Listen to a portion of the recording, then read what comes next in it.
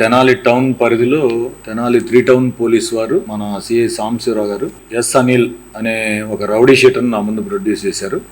గతంలో 23/1/2025లోనే ఇతనిపై rowdy sheet ఉంది. మరి అతని మీద ఇప్పటికే 5 కేసులు ఉన్నాయి.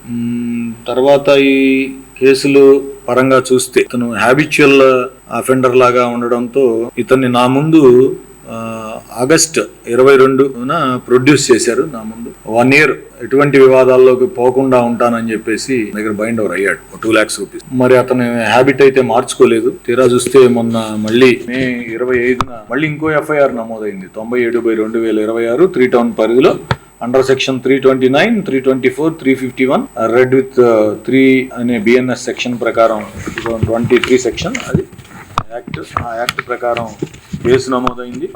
ఆ కేసులో మేజర్గా ఉన్న కంప్లైంట్ ఏంటంటే ఇతను ఒక ఇంట్లోకి చొరబడి ఆ ఇంట్లో మరి టీవీలు, ఫ్యాన్లు అన్నీ పగలగొట్టి ఇల్లంతా చిందరవందర చేశాడు అనేది కేసు సారాంశం.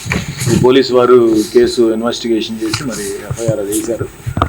మరి ఎప్పుడు చూసినా మన తెనాలి టౌన్ పరిధిలో ఈ వ్యక్తి వైన్ షాపుల దగ్గర కానీ అట్లాగే సాయంత్రం పూట గొడవ పడుతున్నట్లుగా కూడా మనకి ఇంటెలిజెన్స్ సమాచారం ఉంది.